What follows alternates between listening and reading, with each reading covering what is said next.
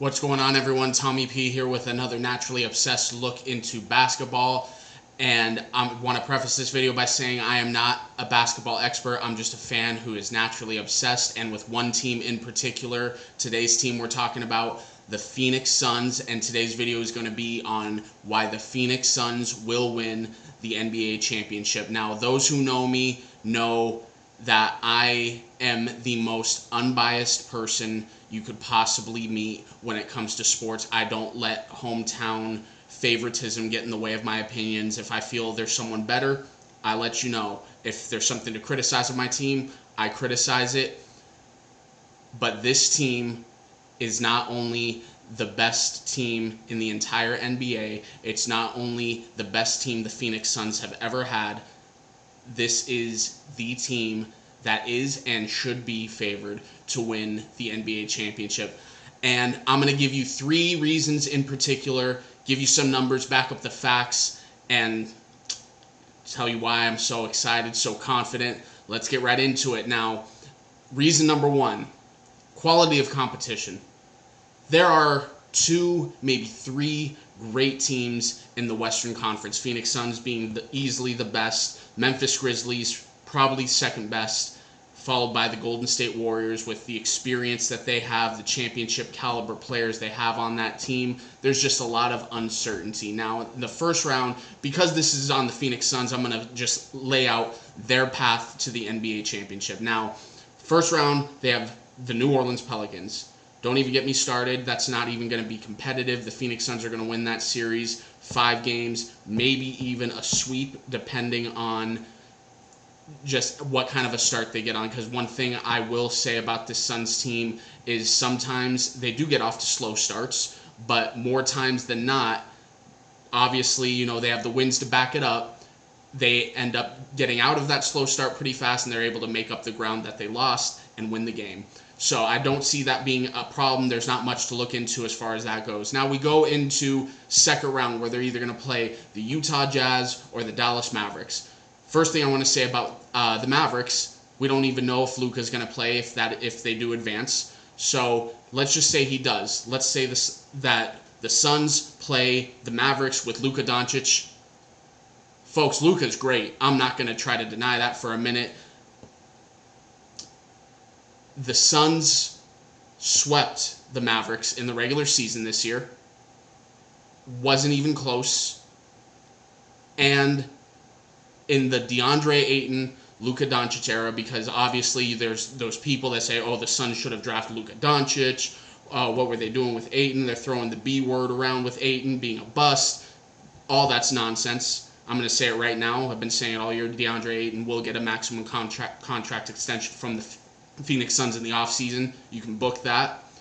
But like I was saying, with the head-to-head matchups of Luka Doncic, DeAndre Ayton, Ayton's lost to Luka Doncic one time.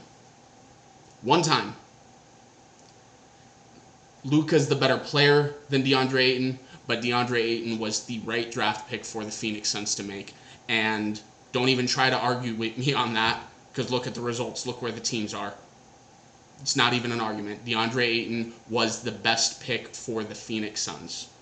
So there's that. And then we go to possibly the Utah Jazz. The Utah Jazz are a regular season team that are not built to win in the NBA playoffs. Like, look at their last 3 trips to the playoffs. They're not built to win in the playoffs, folks. Like, they're just not. So, and in the regular season this year, they were 3-1 against the Suns. Or, I'm sorry, the Suns were 3-1 against the Jazz. The one game they lost being one of the games that Chris Paul did not play, and it still came down to the wire. The Suns lost by 4 points.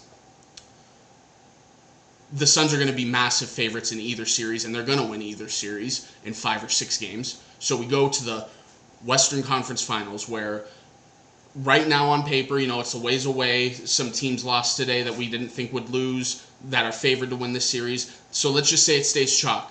Memphis Grizzlies, Golden State Warriors. I personally am not worried about the Grizzlies at all. Neither should you be if you're a Suns fan. The Grizzlies are a phenomenal young team, and they're just too young right now to make it to the finals. And a lot of people are going to say, oh, what about the Suns? The difference is that young team added a Chris Paul.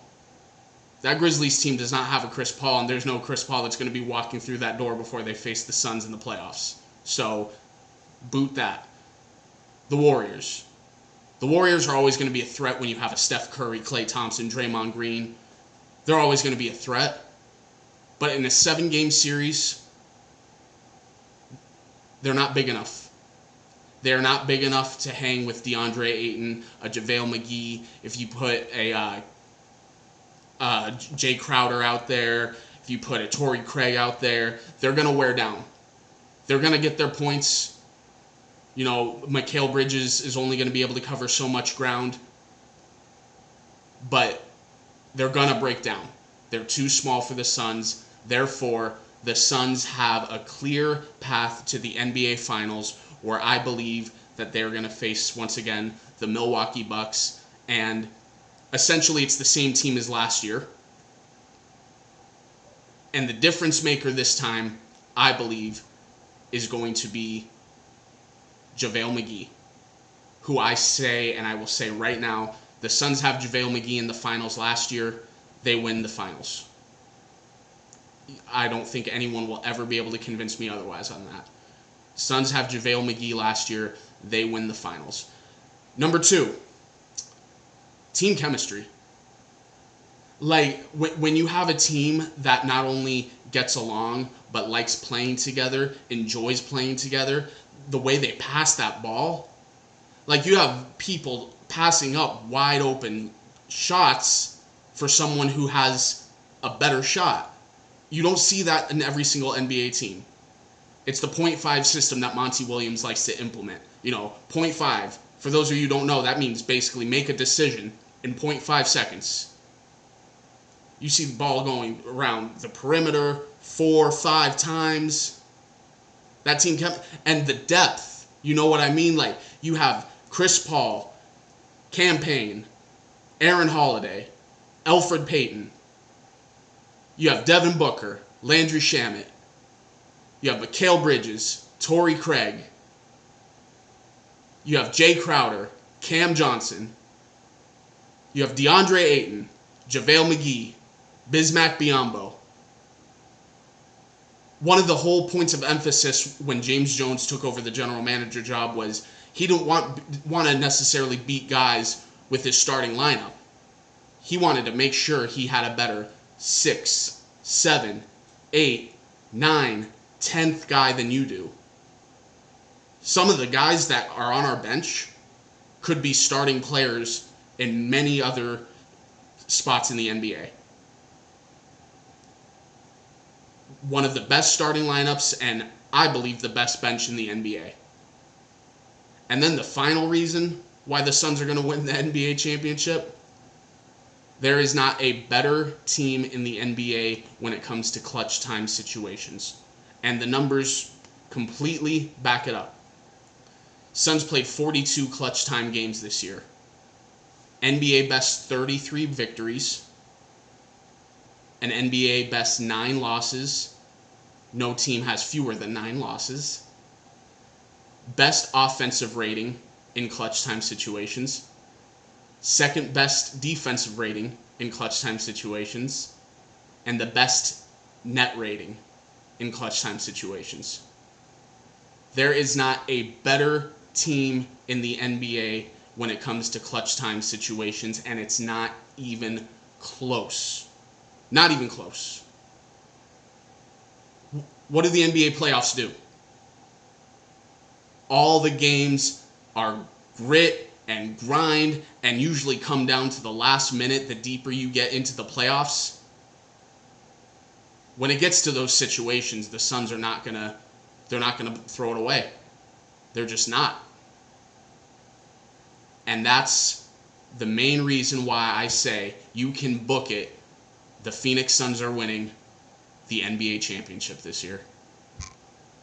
Book it.